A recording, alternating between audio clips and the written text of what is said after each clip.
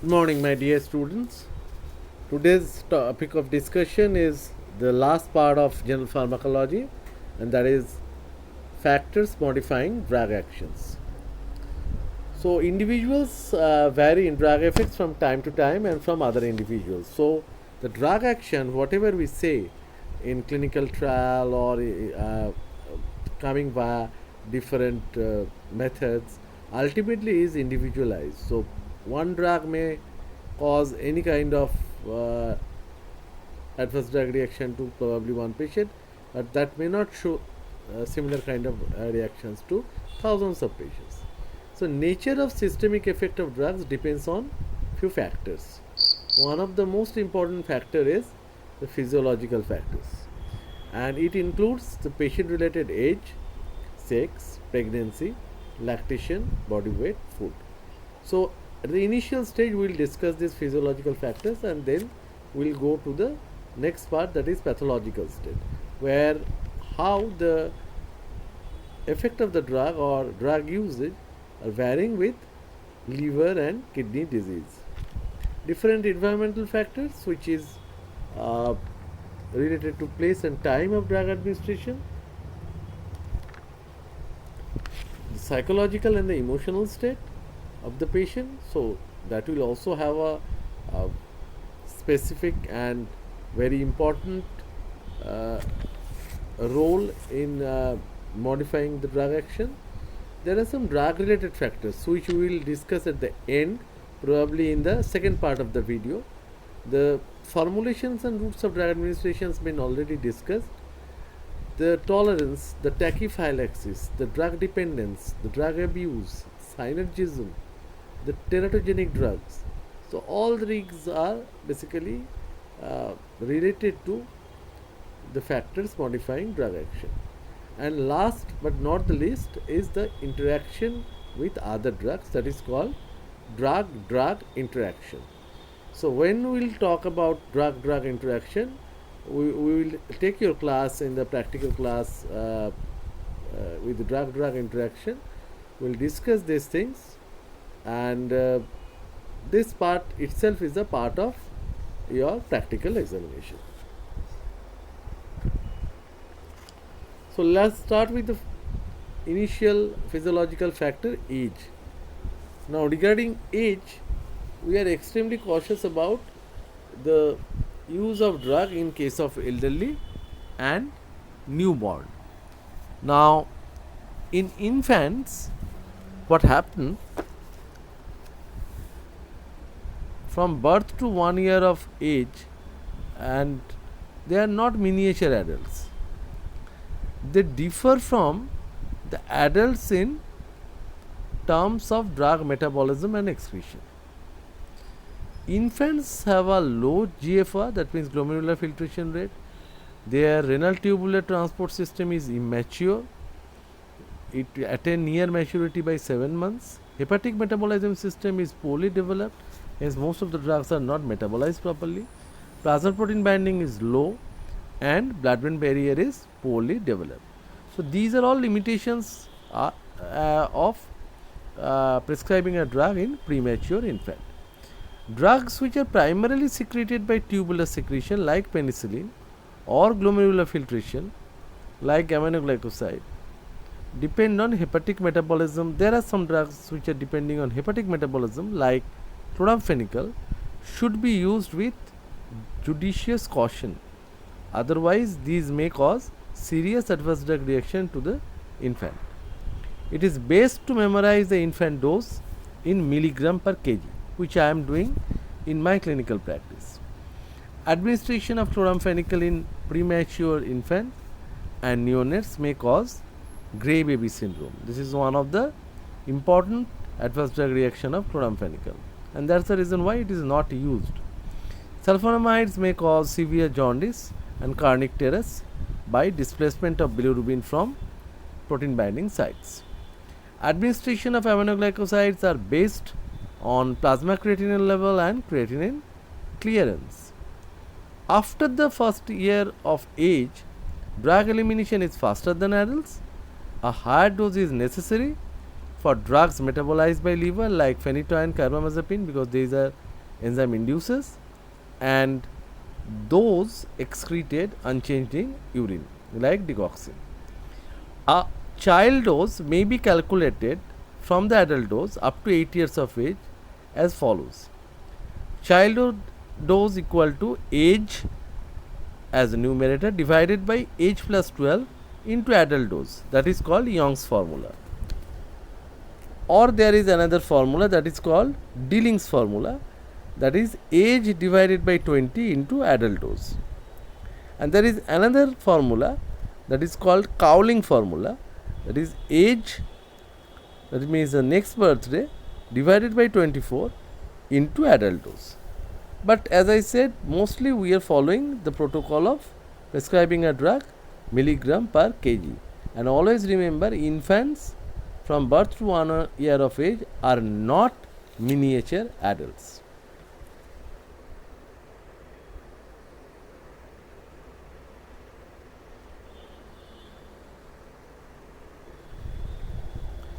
Next comes the another vulnerable population, that is the elderly people. Now the definition of elderly is actually varying from time to time. Probably nowadays it's greater than 75 or 80, something like that. Elderly is more than 60, but the geriatric age group is probably more than 75. Now the geriatric age group represents a subset of patients who require special consideration and physiological changes in old age. Reduced body weight, low volume of distribution, reduced body fat, low plasma protein binding, reduced renal function, everything is reduced. Reduced hepatic metabolizing capacity, altered adrenoceptor sensitivity, altered mental function. So all these things are actually creating problem while prescribing a drug in elderly, and most of the people, the elderly people, they are on polypharmacy because at that age they have multiple problems, and that's the reason why they have to take multiple drugs. Elderly people often suffer from multiple diseases, and chance of drug interaction is very high. And as I said, drug-drug interaction will be discussed not only in video but also in your online classes as a part of practical. Precautions usually to be taken in the old age is basically you have to minimize the number of drugs. In minimum effective dose should be prescribed single daily dose, ideally most convenient. Use monotherapy, monopharmacy. Polypharmacy is usually avoided unless you are absolutely, your hands are tied, you can't do anything, then you have to prescribe some drug which are having least drug interaction. Liquids are easier to consume. Instruction should be carefully explained, and containers should have bold labels so that they shouldn't mistakenly consume any wrong medications. Follow up of patients every fortnightly and to ensure compliance and to stop medications if necessary. Drugs prolonging adverse effect due to decreased plasma protein binding in elderly are diazepam, phenytoin. Diazepam is a sedative hypnotic, phenytoin is an anti-epileptic drug. Oral hypoglycemic agents like sulfonylureas, pethidine, which is a narcotic drug. Drugs with reduced renal elimination in the elderly: penicillin, tetracycline, aminoglycosides, digoxin, atenolol, lithium, NSAIDs, diuretics, ranitidine, famotidine. These are all drugs which where the dose should be reduced in case of elderly. Drugs with reduced hepatic metabolism, primarily this is happened in phase 1, that means oxidation, reduction and hydrolysis. So sedative hypnotics, the diazepam like drug, the antidepressants like imipramine, desipramine, the phenytoin, that is anti-epileptic, theophylline, oral hypoglycemic agents, their dose should be carefully monitored.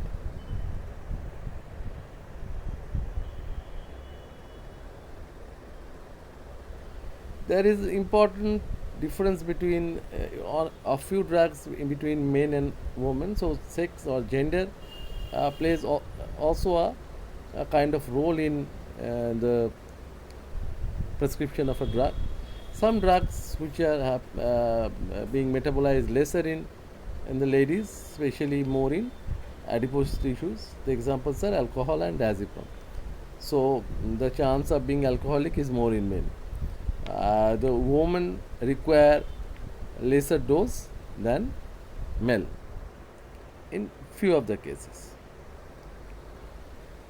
Next comes another vulnerable population or important physiological condition, that is called pregnancy. In pregnancy, here you see ideally you should avoid any drug except the drugs like folic acid, iron or insulin thyroxine. The reasons are the metabolism of some drugs which will lead to the volume of distribution, the GFR and the renal inhibition is increased, it will lead to cardiac output, and these lipophilic drugs may cross placental barrier. So all these things may lead to the problems in pregnancy. In pregnancy, as it's a physiological process, so while prescribing a drug, our aim should not be to disturb the physiology unless it is absolutely warranted, because this is a physiological change which is happening in the human body. During this pregnancy, the barrier between mother and fetus in placenta, which is an incomplete barrier. Most of the drugs can cross placenta to a variable extent. Lipid soluble drugs and the drugs with low molecular weight can cross the placenta easily and they can affect the fetus. Drugs may adversely affect the structural and functional development of the fetus by direct action on the fetus and affecting cell division. That is one way. Another way is by indirect action by affecting uterine blood supply and mostly done by the vasoconstrictors, and hence fetal anoxia and placental function, that is done by a drug called isotretinoin. It is a vitamin A derivative. Drug may affect the fetus in 3 stages of gestational period. The first one is the period of blastogenesis. It starts from fertilization to implantation. It will last from 0 to 17 days, first weeks. So in this period, it's an all or none phenomenon. Either the fetus will die or the fetus will survive. The next period is the most important one, called the period of organogenesis or embryogenesis. Lasts from 3rd to 8th week of gestation. Most vulnerable period. Administration of the drugs may lead to congenital malformation of the newborn. The third one is the period of fetogenesis. That means period of fetal growth and development from 9th week onwards to term. Administration of drugs may lead to developmental and functional abnormalities like impaired physical or brain growth, behavioral changes. In general, 3 to 10 weeks of gestation, that is 5 to 12 weeks from the first day of last menstrual period, is a dangerous period, and attempt should be taken not to administer any drug during this period unless it is absolutely mandatory. The teratogenic drugs I have already discussed. Hence, I will tell you the general principles of drug therapy during pregnancy, and with this I will conclude my presentation, first presentation on the factors modifying drug action. So the general principles of drug therapy are: no drugs is absolutely safe during pregnancy. So it's a no drug. Drugs suspected or proven to be teratogenic in humans should be avoided. Animal studies often do not correlate with the teratogenic potentiality of the drug in human beings. So the dictum is no drug except iron and folic acid should be used in pregnancy unless absolutely necessary. Physicians should consider thoroughly the risk-benefit ratio while prescribing drugs in first trimester of pregnancy, which is the most vulnerable period. Polypharmacy should be avoided as far as possible. Live and attenuated live vaccines should be avoided for fear of infections. So one must be very, very careful regarding these matters. And pregnancy A, B, C, D and X, a group of drugs are being discussed with adverse drug reactions. So I am concluding my presentation on this particular topic of factors modifying drug interaction with the last few words on lactation. Here you ideally avoid drugs during lactation because the chance of harm to baby is always there. Many of the drugs are appearing in the milk, but usually in the less than therapeutic doses. But for few of the drugs like tetracycline, sedative, hypnotics, opioid, it is better to avoid the drugs which may prove to be harmful to the baby. So drugs prescribing in lactating mothers, we will again follow few principles. Most of the drugs are excreted in milk like aspirin, antithyroid drugs, caffeine, ethanol, morphine. So you have to remember that. That's for your knowledge. Concentration of a drug in milk depends on plasma concentration, lipid solubility and ionization, just like the rule of absorption. More diffusion in milk occurs with non-ionized lipid soluble drug. Obviously the non-ionized fraction will penetrate more. Milk is more acidic. Its pH is 6.5 in comparison to plasma. So basic compounds like morphine, codeine are more concentrated in milk. Highly plasma protein bound drugs have low milk concentration because they are only the bound fraction, the free fractions are not available. In milk, drugs may remain bound to lactalbumin, and as they are bound to lactalbumin, it is dissolved in fat globules or free in aqueous compartment. Tetracyclines have a higher concentration in milk than plasma. It's a chelating agent and remains bound to calcium. So you must be very, very careful regarding prescription of a tetracycline in a pregnant lady. Concentration of drug in infant blood depends on concentration of drug in maternal plasma at the time of feeding, volume of milk consumed at time, pH of milk, and concentration of drug will be more in neonates due to slower rates of oxidation and conjugation.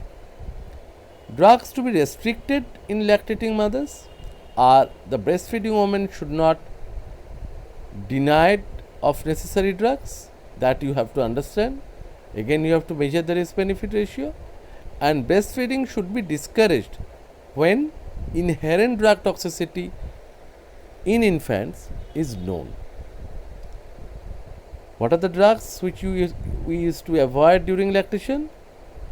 Antibiotics like chloramphenicol tetracycline, analgesics like opioid, analgesics like morphine, sedatives like barbiturates, antithyroid drug like carbimazole, methimazole, iodine, and miscellaneous drugs like ethyl alcohol.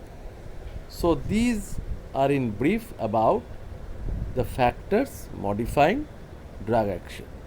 So this is the end of my first video. In my second video, I will definitely discuss few of the aspects like tolerance, dependence, drug abuse, addiction, and rest of the things. And ultimately, when I will take your class on drug interactions, I will definitely discuss drug interactions in details. That is also an important factor modifying drug action, and that will be taken in different online classes. Obviously, the video will be there to help you out to understand the nature of drug interaction. Thank you so much for your patient hearing.